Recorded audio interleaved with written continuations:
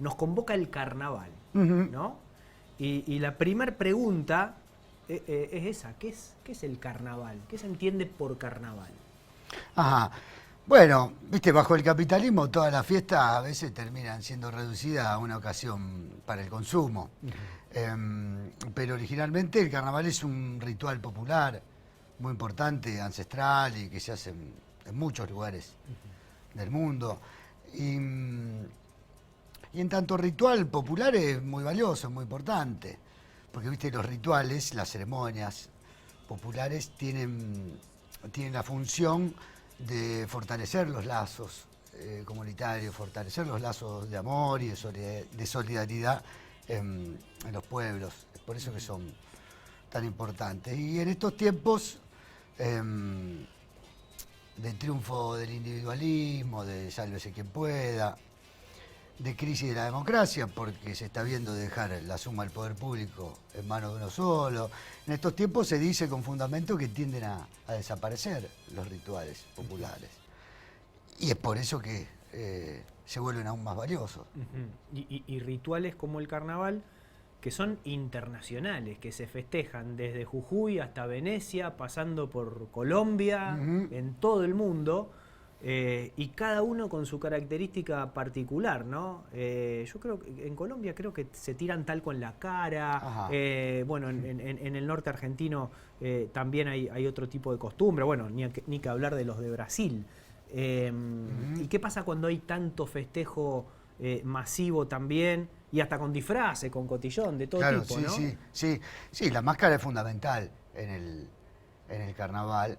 Sé que el carnaval ha sido muy estudiado por un filósofo ruso y crítico literario, Mikhail Bakhtin, muy valioso, tan valioso como poco valorado en Occidente. Y entre las características fundamentales que destaca Bakhtin del carnaval, hay como cierta abolición de las identidades, de las individualidades. Toda ceremonia popular tiene algo de totémica, ¿no? Viste, en las sociedades totémicas hay un animal que es intocable hasta que un determinado día, porque los rituales respetan fechas, tiempos, como el carnaval, la prohibición se levanta y se da vuelta. Hay que comer al animal prohibido. Y del mismo modo el carnaval tiene algo de transgresor. Y en cierta forma se pone en juego cierto asesinato, ¿no? Que es el asesinato de la propia identidad, podemos decir. Porque en el carnaval sucede eso. Dice Bakhtin, no hay identidades, no hay autoridades, no hay privilegios, somos todos iguales. Y se produce, dice Bakhtin, una subversión de valores y de lugares. Se produce, dice Bakhtin, el mundo al revés. ¿Viste? El rico se disfraza de pobre, el hombre de mujer, etc. Una subversión de valores. Eso de alguna manera, lo de la subversión de valores, ¿por qué quiere decir subversión de valores? Lo que importaba mucho, no sé, la individualidad, el propio yo, o el respeto a la autoridad deja de importar por esos días de carnaval. Y lo que no importaba, como puede ser la fusión en el colectivo, se vuelve muy importante. Se da vuelta. Se da vuelta. ¿Cómo se dan vuelta las cosas después de 20 años de analizarte? También se dan vuelta. Pero bueno, esto es en 2 días. Claro. O sea, conviene ir al carnaval, ¿no? Sí. Psicoanalizarse. Sí. Y en relación a esto de la máscara que decís, claro, se habla de una identidad que uno pierde en ese momento, pero gana otra. ¿Qué cosas se ganan como sociedad en un carnaval? ¿No? Claro, ¿Qué cosas quedan en estos contextos que vos dijiste? El otro día estuvo sentado ahí Monteverde, Juan Monteverde. Ah, sí, lo vi. Bueno, y él lo que decía es, ni siquiera estamos organizados para saber qué es lo que nos cae mal. Porque uno se queja porque se le cortó la luz, otro se queja porque no tiene trabajo, otro se queja de la inflación. No, la sociedad no está ni siquiera organizada para el reclamo, que sería lo más fácil, ¿no? Organizarte para reclamar. Bueno, ante tanta disociación, ¿qué papel juega un carnaval? Bueno, ahí viste, hay un viejo principio miserable que es dividir y reinarás, ¿no? El pueblo unido jamás será vencido, se dice. Entonces esto que destaca Juan Monteverde, ¿no? Dividir al pueblo es fundamental para tener el poder. Entonces es cierto, esto que te decía, ¿no? Cada uno en la suya, ¿no? Sálvese quien pueda, cada uno por su lado. Por eso es tan importante, ¿no? avanzar hacia lo colectivo. Vos decías esto de se pierde identidad. ¿Pero qué se gana? Claro, en realidad no es el cambio de una identidad por otra. Ni tampoco es que se oculte una identidad verdadera tras una falsa máscara. Porque en el carnaval en realidad nadie se toma por la máscara que lleva, nadie se cree ser. O yo no creo que vos sos el diablo porque tenés una máscara del diablo. En realidad el gesto desenmascarador del, si me permitís la paradoja, del carnaval, que es también el del psicoanálisis. El gesto desenmascarador no es ir a buscar la identidad verdadera de las personas o de uno mismo o de las cosas atrás de una falsa máscara. El gesto verdaderamente desenmascarador es entender que la verdad tiene estructura de ficción. Así lo dice Jacques Lacan, psicoanalista francés, en una frase gloriosa. La verdad tiene estructura de ficción o la verdad tiene estructura de máscara, podríamos decir. En el sentido, la frase de Lacan quiere decir que uno no es lo que es, como tendemos generalmente a pensar desde el individualismo. O las cosas incluso no son lo que son, por fuera de la red simbólica en la que están integradas. Y lo mismo sucede con las personas. Lacan decía, por ejemplo, un loco que se cree rey no está más loco que un rey que se cree rey. ¿Cómo que repetime esa frase?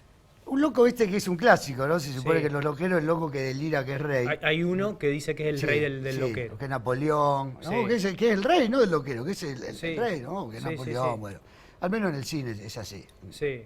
Yo anduve por los loqueros y no me encontré con locos así, pero en las películas son así las cosas. No, sí, locos que deliran, sí, sin duda. Pero digo, la frase, el sentido de la frase es esta, que el rey no es rey porque tenga él un ser de rey, o porque tenga sangre azul, o porque tenga algo que lo determine a su ser, sino que el rey es rey porque está sostenido ahí por el deseo del otro. Claro. El rey es rey porque lo sostiene una red de relaciones simbólicas, porque la comunidad con su reconocimiento lo identifica. Si la plaza está vacía no hay rey. Sí, basta que el pueblo decida organizarse para que no haya rey. Y para que se termine, ¿no? Para que le corten la cabeza. Pero ese rey, dice Lacan, que el loco que se piensa rey no es tan diferente al rey verdadero que es rey. Si el rey se cree rey, cree que él es rey porque él es rey, y olvida y desconoce que hay una red simbólica que lo sostiene en ese lugar, es un loco. Es decir, que lo loco para Lacan es la noción misma de identidad. Es difícil decirlo, sobre todo en este país en el que el vocablo de identidad es algo tan importante, ¿no? Tan valioso. Pero vos sabés que cuando reclamamos nuestro derecho a la identidad, pienso por ejemplo en la lucha que sostienen fundamentalmente las madres y las abuelas de Plaza de Mayo y organizaciones como Hijos, entre otras. Cuando reclamamos por nuestro derecho a la identidad, en realidad lo que se reclama es el derecho a conocer nuestras identificaciones. Es decir, nuestros primeros lazos amorosos, así le llama Freud a la identificación. Cuando reclamamos el derecho a nuestra identidad, reclamamos el derecho a conocer cómo fuimos amados, cómo fuimos deseados, cómo fuimos buscados, cómo fuimos encontrados. No quién soy, o cómo fuimos nombrados. Claro.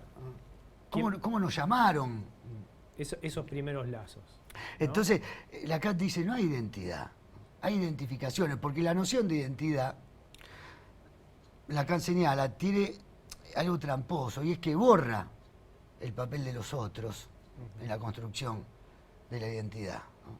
Uno cree que uno es quien uno dice ser, o como uno se autopercibe, un término interesante que se ha puesto de moda últimamente todos esos vocablos que llevan el prefijo auto, ¿no? Horrible. Que denota la referencia a uno mismo, ¿no? La autorreferencia. Cuando uno no es lo que es, uno es lo que hace con los otros. O uno es lo que hace con lo que los otros hacen con uno, podríamos decir, parafraseando a Sartre. Esto que vos estás diciendo, yo lo noto mucho cuando muere una persona conocida, ¿no? Y en relación a la devolución que hay de la sociedad, a mí me permite, no sé si bien o mal, saber cómo era esa persona.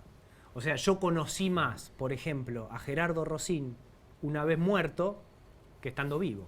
Ajá. Por todo lo que recibí o vi de la gente que hablaba de él. Qué hermoso, ¿no? Uno es en la palabra de los otros. Me parece que va un poco por ahí también, Sí, ¿no? y ya que tocas el tema del duelo,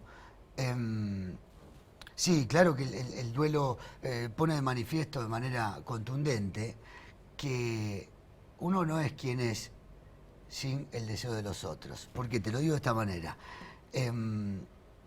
Pensemos en un duelo amoroso. ¿Por qué es tan difícil un duelo tras una separación? Porque vos perdés al ser amado, pero también perdés a ese ser maravilloso que el amor había inventado en vos y que ya no existe. Y que había inventado también en el otro. Por eso, después de un duelo realizado, te cruzás a tu ex por la calle y ya no es tan maravilloso, tan maravillosa como era. A veces hasta te cruzás de vereda. Pero por eso también son duros los duelos, claro. Porque uno tiene que perder ese ser maravilloso. Ahora, ese ser maravilloso que el amor había inventado, ¿no será más verdadero que vos mismo, que tu propio yo y tu propia identidad? Lacan hablaba del engaño del amor, porque cuando amamos siempre nos engañamos, en el sentido de que el amado nunca coincide exactamente con la persona tal cual es del otro, ¿no? Esto que te decía, uno inventa algo que después cuando se termina el amor se da cuenta que ese no era el que uno creía que era, ¿no? O el que el amor había inventado que fuera. Ahora, Lacan habla del engaño del amor, pero no habla del engaño de la soledad, del engaño de la falta de amor. Quiero decir, no es que cuando estamos en el amor estamos en el engaño y cuando nos falta amor estamos en la verdad. ¿Y dónde y estamos en el engaño de la soledad, o estamos a merced del super yo. Es un quilombo todo, estamos de engaño en engaño al final. Estamos de engaño en engaño. Eso quiere decir la frase de Lacan de que la verdad tiene estructura de ficción. Estamos de ficción en ficción, sería. Cuando no estás en el engaño del amor, ¿no? Siendo ese ser maravilloso y encontrándote con ese ser maravilloso que el amor inventa en vos, en el otro, y que no sos exactamente vos ni tampoco el otro. Cuando no estás en ese engaño hermoso del amor, estás en el engaño horrible de la soledad y en el engaño del yo y del super yo. Todos juntos ahí, en la misma mesa. Exactamente. Entonces digo, nuestra mejor versión y nuestra más verdadera versión, ¿no es acaso cuando alguien nos ama?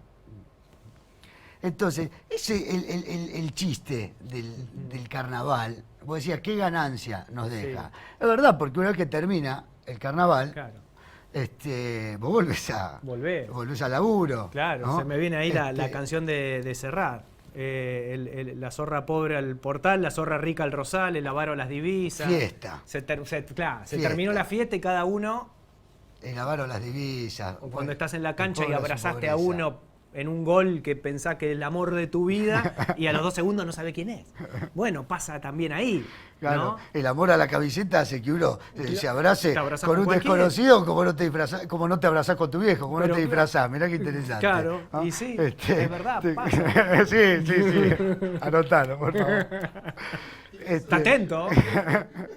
No, bueno, porque justamente se trata de los disfraces, pero no de los disfraces en el sentido de una mera fiesta de disfraces, donde efectivamente uno se esconde atrás de un disfraz.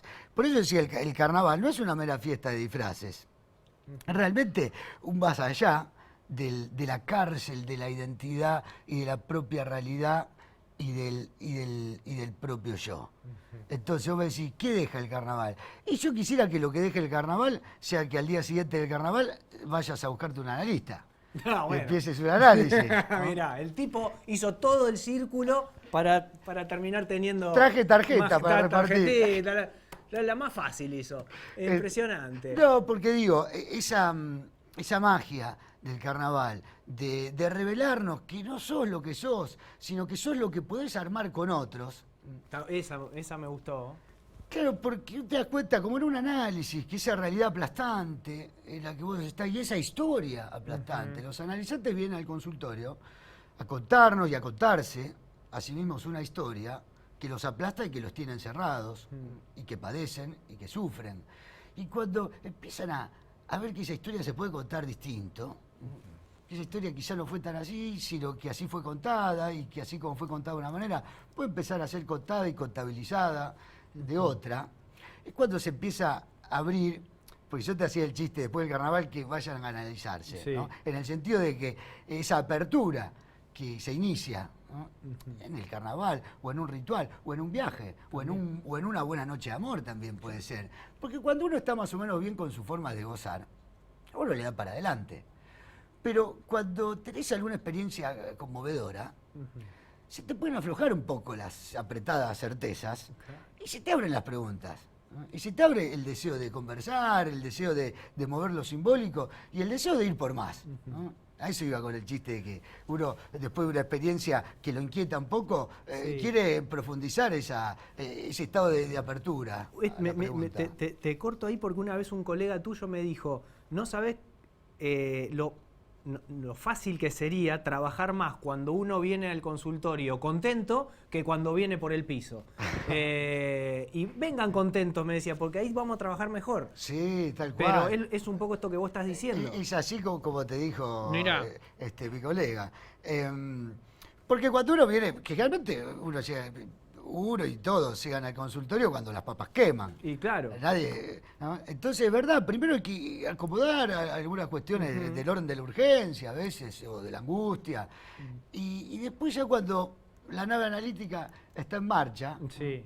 pueden aparecer estas preguntas más interesantes. Y lo más interesante del trabajo de análisis, que no es arreglar lo que se rompió o recuperar lo que ilusoriamente se perdió, lo que uno sueña que estaba y que ya no está. Muchas veces los analizantes dicen, yo no era así, antes era de tal manera. Entonces, el sueño terapéutico de recuperar lo que se perdió. Digo el sueño terapéutico porque eso es la definición de la terapia, recuperar algo que se perdió. El psicoanálisis no es para recuperar nada que se haya perdido, sino para inventarse un lugar que nunca existió. Por eso digo que el chiste del carnaval y el chiste del psicoanálisis, Van de la mano. que sería el chiste de animarse a ir más allá de la cárcel, de la identidad como algo propio y desvinculado de los otros, de la propia realidad, de la propia historia como algo inamovible, y animarse a reinventarse, ¿no? Reinventando, por supuesto, las relaciones con los otros. Te hago una última pregunta, en base a lo que charlábamos recién. ¿Alguna vez te tocó el timbre a alguien y te dijo, vengo porque estoy muy bien y quiero seguir así en mi vida? Quiero saber por qué estoy tan bien, tan feliz, tan contento que quiero ir por este camino. ¿Te pasó alguna vez? Nunca nadie llegó a una primera entrevista Sí. en esa posición, que sería muy interesante. No me ha sucedido. Pero sí sucede en los análisis que están funcionando, de que los analizantes, a veces al comienzo de los análisis, les sucede de que viene y dice, no sé de qué hablar, porque no me pasó nada malo, ¿no? Porque a veces vienen con la idea de que la palabra está para arreglar lo que se rompió.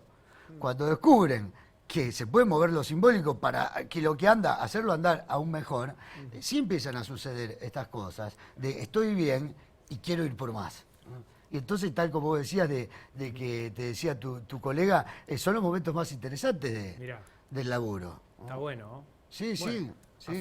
A festejar el carnaval entonces. Mira, me has enseñado orquesta y todo. Así, viste, Es como que fue como una orquesta. Yo vi que se está organizando acá una especie de celebración carnavalesca en los pisos del estudio. Permitime contar una breve algo que sucedió antes acá. Bueno, no sé si no me lo permitís, lo cuento igual. Acá el señor vino y dijo, estoy medio bajoneado. Vení siempre bajoneado, porque sale perfecto. Venite siempre así. Vienen preocupados por, Sí. bueno, por la sesión en diputados, vos ya lo sabés. Sí. Pero sí, realmente me voy mejor. Listo, Me voy perfecto. Para eso venga la próxima también, 40 minutitos y se va sano. ¿Cuánto es? No, después te digo. Che, nos vamos. Gracias, China, como siempre. Un placer. Gracias, Nacho. Que la pasen bien.